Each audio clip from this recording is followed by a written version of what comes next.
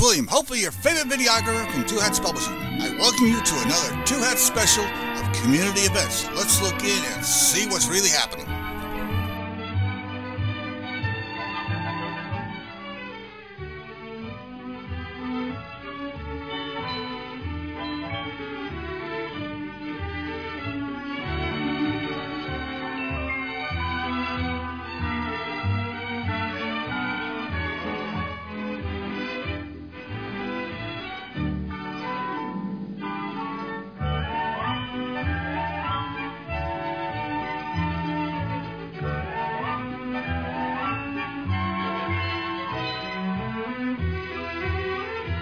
David, has everybody learned something? A big thank you to all of our speakers, Bart, Sharon, Robert, Omar. So this was the part of the day, actually about like 20 minutes ago was the part of the day whenever we were going to do breakout sessions.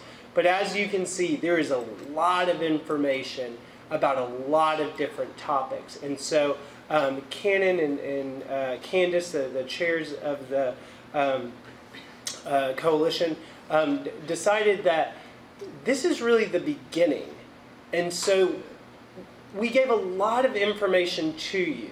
And so as opposed to having breakout sessions today, what we want to do is actually have a follow-up summit that we can really focus on and listen to all of the needs, the concerns, the different organizations that we may not even be aware of. And really to focus on 3 questions. And we'll send these out to you so you don't necessarily have to write them down. And we have your emails through Eventbrite. So we'll send these out. But the 3 questions in the breakouts that we were going to have is what and which organizations are creating an impact in the areas of housing, healthcare, social engagement, financial and legal consultation, and advocacy. So we want to know which organizations are out there and what are they doing that's being effective. The second question is, what concerns do you have in those areas? And then the third question is, what do you believe is needed to make an impact? So we want to identify who's working, what's working, you know, what you're concerned about, and what solutions you may have. So, is it okay if we make a deal today? What we want to do is send you home to think about those things, and then we will send you information on when we will have a follow-up, and we will ask you one favor, that you bring a friend. Because tell me, just by a raise of hands, how many of you believe that we could fill up a room twice this size? All right, Cannon. All right, Candace. I think that's a promise. And I think whether it's at the senior source, because I know they have open doors, or somewhere else, we'll find a place to do that. So thank you for bearing with us.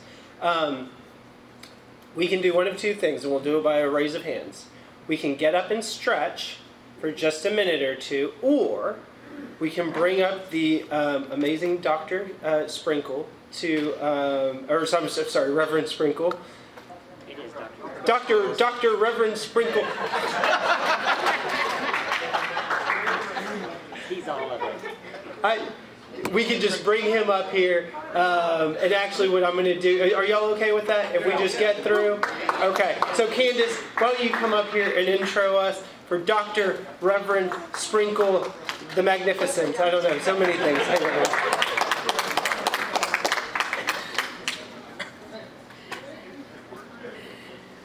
So who is Reverend Dr.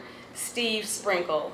Well, without reciting his personal bio, I can tell you that he is a powerhouse professionally, spiritually, and particularly in the LGBTQ and all the other alphabets community. He is a professor of practical theology at Bright Divinity School, and he is also a theologian in residence at Cathedral of Hope. I have had the pleasure of getting to hear him speak many times at Cathedral of Hope and being able to work with him on some special committees. And I love this man. And so I know him to be a man of love, a man of great consideration and compassion for all. And so without further ado, Reverend Dr. Stephen Sprinkle.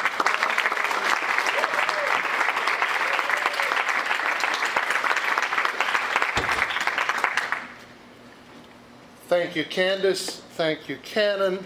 Thank you, Christian. And thank you all. Now, I actually am a professor of practical theology. And I know that the mind cannot endure or assimilate what the butt cannot stand.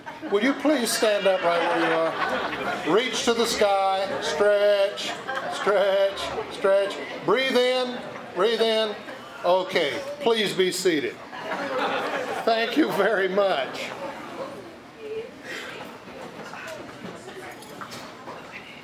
I'm going to keep these remarks brief. From the impossible to the inevitable, a call for engagement in the LGBTQ senior situation.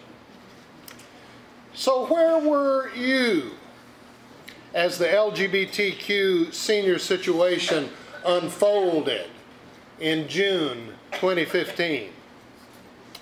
Looking back on it from years later, how do you feel about your awareness and your activity, you know, way back then, in June 2015, when the crisis of a metroplex unprepared for the care of multiple thousands of senior lesbians, gay men, bisexual people, and transgender folk broke on the public consciousness in Dallas? How well informed were you back then? How socially and politically engaged in the issue? Or were you sidelined, basically uninformed on the pending crisis, and neutral about the role that you could have, should have assumed in order to make the lot of senior LGBTQ North Texans and yourself viable, secure, and on the road to dignity and self-determination? Well, of course, Sprinkle, it isn't way back then in June 2015, is it? It is now. It is right now. Like it or not, the crisis of the future for LGBTQ senior lives is now too. On the matter of how LGBTQ North Texans are going to live with safety, good health care, social support, and dignity as we age, I want to have a plan in place that works for all of us, don't you? If I were you, I'd rather not go back into those cold, dark closets that some of us never came out of alive. If I were you, I would not want to be at the disadvantage of having to explain myself to an administrator or a healthcare provider or to a government official who did not know my particular needs and did not understand me. But that is exactly the prospect that our community faces unless we discover our power, unless we rally our pride, and unless we unite behind a viable plan to confront the complex crisis that we are all going to face. No matter our current age or social status, each one of us is faced with what President Barack Obama has called the fierce urgency of now. I'd like to say that we have lived through impossible times, you and I. You and I have lived through the great civil rights and women's rights and human rights movements and have fundamentally changed this nation to its core. And we have awakened resistance from all quarters at one time or another, in one way or another.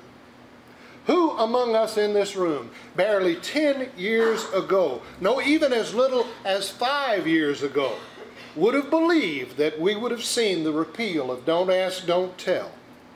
Impossible, wasn't it? The overthrow of Prop 8 and Amendment 2.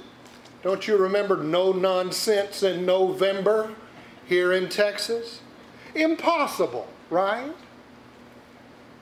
How about the overthrow and the repeal of DOMA, the Defense of Marriage Act, struck down by the Supreme Court of the United States, and a ruling on marriage equality pending in the same Supreme Court this very month, this month of June? Impossible, you say? What once looked impossible has begun to look inevitable in such a short time. If we gay, lesbian, queer, baby boomers have not yet paid our dues on the barricades of the American struggle for justice and equality, then it is certainly not because we've been denied the opportunity. And I came here today to say to you that we have a new opportunity to pony up and kick in. Everybody in this room, go ahead. The challenges our community faces in North Texas as we age give us a renewed opportunity to show this world how LGBT people feel as we face impossible situations and overcome them with attitude. Yes, the challenges of aging for LGBTQ people are daunting. No one doubts it. But honest talk and assessment must never disempower us as we look to the future from the realities where we now stand. For at the core of our consciousness throbs the beating heart of a true people, a real people, a rainbow nation whose greatest resources reach far beyond any finances. Our greatest resources are our treasure house of wisdom, our genius for adaptation, for resistance, for survival, and for human flourishing in the most difficult of circumstances. Amen. And our vocation, our calling, if you will, to catch the rainbow banner from the hands of the generation before us and pass it on to the generations of LGBTQ people who will follow us, to make a way out of no way for the generations that follow us. We will organize, we will strategize, we will power up, and we will generate new opportunities to flourish that must and will overcome the daunting challenges that face us as older LGBTQ people, and we will do it, I am convinced, from the inside out. Others today besides myself, tall trees in this community, have already addressed the questions of housing and financial resources, political answers, and quality health care. That's not my warrant. Instead, my task is to deep down dig into the spiritual and psychic energies that we LGBTQ elders have struggled to achieve in order to share our wisdom with our younger counterparts, to impart to them, if they will listen, the great discoveries of soul and love and strength that make life rich with hope for the future and possibilities for flourishing right here and right now. There are two elements of genius that empower LGBTQ people almost better than anyone else on this globe. First, the genius to do politics with style, and two, the genius to form families of choice in the face of apathy and opposition. Like my friend Cannon Flowers says, we LGBTQ folks and our allies do politics well. We do politics very well. Look at the swiftness of the advance of equality in America so far, and tell me that it isn't so. It has been barely a generation or two since the Stonewall riots in New York City ignited the torch of LGBTQ rights across the globe. Now, I'm not going to say that immense challenges do not face us politically. We know that the mountains are still there that we have to climb to help America make good on her promises to us and to all her citizens. But the fact remains that what was once unthinkable, what was once seemingly impossible, now looks attainable for us and for our people. If the Texas LGBTQ community, together with our indispensable Democratic allies in the House and in the Senate, could work a political hat trick this 84th legislative session in Austin, running out the clock on over 20 hate-filled pieces of legislation, that should tell us something, shouldn't it?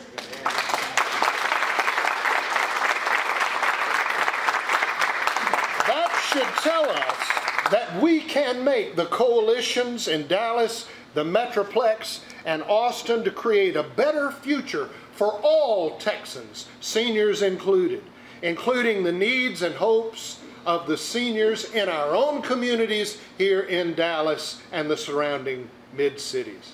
Come on, Rainbow people. We know how to energize voters. We know how to move city and state officials. We know how to build the bridges that we must build in order to cross into that better future for our seniors and for ourselves. It'll take all the wisdom, all the skill and intensity that we have ever mustered in order to get this done. It will take all of the genius that we have exerted in the HIV/AIDS crisis, all of the political will that we exercise to get hate crimes legislation passed in Texas and in the federal government, and all the energy that it took to bring us to this point in the marriage equality campaign. But sisters and brothers, we can do this. If we work hard, if we work smart, and if we keep our eyes on the prize, because you know what? We know how to do politics. Second, we are spiritually equipped and we are driven by necessity to create families where there once were no families. Hear me out on this. When biological families shut us out because of who we are and who we love, we found each other and we forged families of choice. LGBTQ people came to Dallas and the Metroplex to find each other, to band together, and to support each other when there was little or no social support existent for any of us. We created circles of friends. We became families to each other. We learned who we could rely upon, and we learned where we could find our allies that made our lives possible and happy. When there were no social services addressing our needs, we stepped up and we created them together. When we were shunned by houses of worship, then we established ones of every description, singing and praying and working for a better life for everybody everywhere.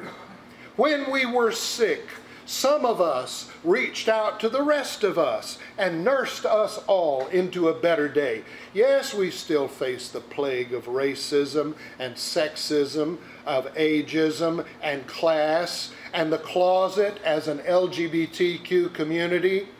But we have learned that it is not only possible, but it is essential for us to have a social structure and families of intimate support across all lines of difference. The reason we have families and marriages now recognized by the United States government, the armed forces of the United States, and the United Nations is because we LGBTQ people learned through hard experience to create our families without any other means of support, only love. I've said today that we live in a time of wonders, moving from the time of the impossible to the time of the inevitable. I want to amend that assertion right now just in one small way. We LGBTQ people and our allies have learned that there is only one inevitability in human existence as we know it. No, that force we've learned to rely upon is not death and taxes, as daunting as they are. The inevitable, as we know from the first-hand experience of ourselves and our community in all of our history of life as LGBTQ people, is the inevitable power of love. Love finds a way. Love makes a way out of no way. Love built our families when no one else would have us. Love makes a family. Only love makes a family. We know that there will be thousands of LGBTQ North Texans who will face their retirement years and beyond without the same support of families that our hetero sisters and brothers have. But love makes our determination to create new families of choice and hope for them as necessary and as inevitable as the power of love itself. We know how to do this, friends. We've done it before. This challenge will be on a scale that is large and complex, but love must find a way to do this.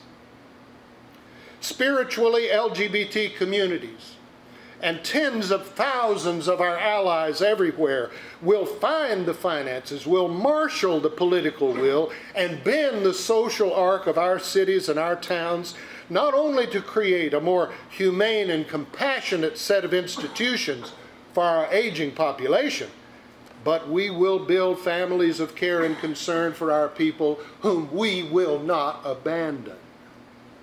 There are plenty of politicians out there who want to say, if you're willing to sacrifice some of you, then we'll take the rest of you. That is a bargain that we are not going to make. We will not abandon our people. Love makes a family. We know about love, do we not? We've staked everything on it. We love ourselves, we love our bodies, and we love our beloved lovers. We love them all too much to leave our seniors alone when they need us most. Love, you see, is great enough to find a way. That is the genius of hope in LGBTQ life. Hope takes love and it builds a future out of it. Like the cathedral builders and dreamers of a past age, we cannot dedicate the ultimate direction of our lives toward a future where love is the only inevitability we know unless we find deep within ourselves the grit and the determination to take personal responsibility for that future, each one of us. A future where everybody is somebody and nobody is nobody. Where the spiritual sickness of heterosexism is a distant memory, and where all the children of difference may gather together in joy, in love, in hope, and in plenty. Where the future we build across generations of LGBTQ souls and lives becomes not a fort to keep our enemies out, but a mighty bridge greater than the Golden Gate, where all may cross to and fro to find that promised better day that is no longer just somewhere over the rainbow. Where Judy Garland's breathtaking wish, if happy little bluebirds fly beyond the rainbow, why, oh why can't I, can finally come true for all the descendants of the rainbow people. In 1978, not long before a bullet entered his brain, Harvey Milk gave a speech that looked beyond his own life in ways that he could never have guessed.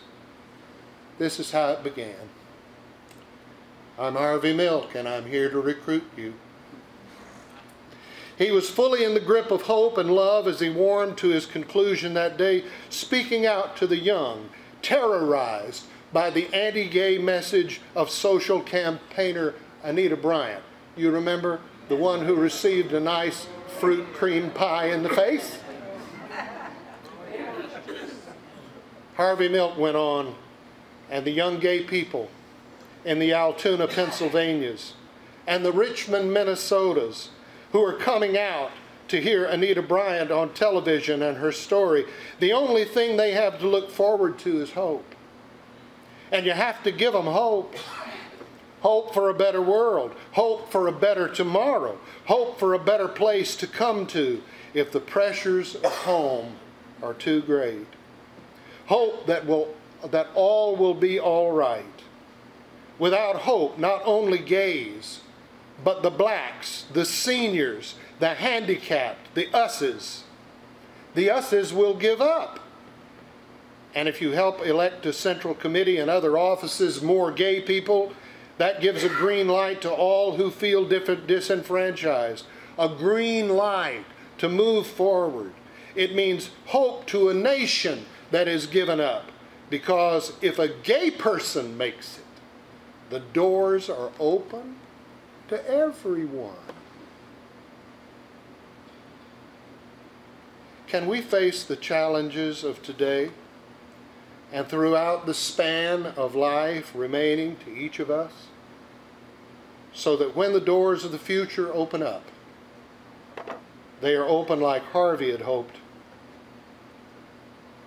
to everyone? How can we not?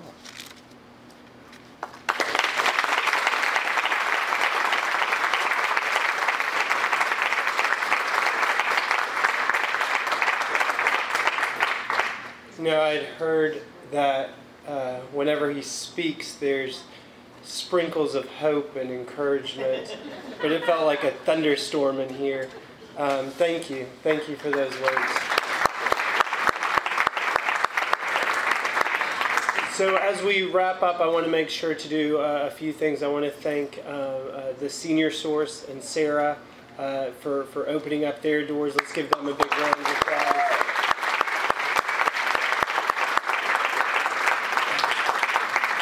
Omar, not Onar, Omar, from Lambda Legal for providing breakfast and what looks like maybe an afternoon snack as well. Thank you. The amazing volunteers who helped set up and get everything ready for today. Candace, your army and Cannon Yell's army of volunteers are quite spectacular. Amazing speakers who came out and shared what they're working on and who they're doing it for. They did a great job, so a round of applause for our speakers. And then I want you to look to your left. I want you to look to your right. And I want you to thank each other.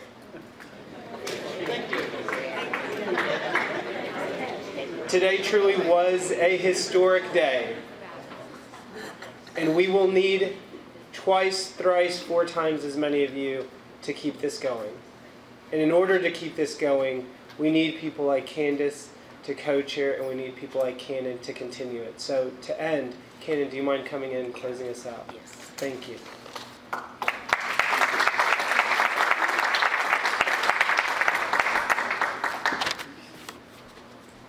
Well, I just want to say thank you. I'm still emotionally dealing with what Reverend Sprinkle's done. If there's any message that you take from today, there's a huge need for the coalition. You've seen a lot of different services. We have the infrastructure to address this issue through every organization that you know of, and I just showed you a few today. Educare is huge. Lambda Legal is huge. There are many more that we just didn't have time for today. The infrastructure's there. We've just got to get organized. There's a political side to this. And I'm going to address those. I'm going to work on this coalition, and I hope you'll join me in the work. Stay engaged. We're going to have another summit, and we're going to do those breakout sessions, because I've got to report back to the White House on what happened here today, and I'm going to do it. And the good thing about that is, not only do we have the infrastructure, there's no need to go create new organizations. It's just get organized. And I can guarantee you that there's funding for the work too. And like Reverend Sprinkle said, we know how to politic. We can do this. It's just a matter of you're not alone, and we've got to band together. Thank you so much for coming today, and please talk about it. If you're on any social media, talk about it. That Dallas is awake now, and we'll report back to Sage in New York, and all of this will go back to the White House as well. Thank you all very much.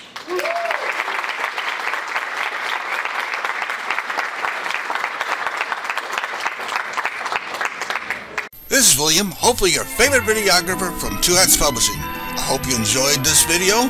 If you like it, please leave comments below, or like, follow, or subscribe to us and get notices of all our videos. We love it, even when you call.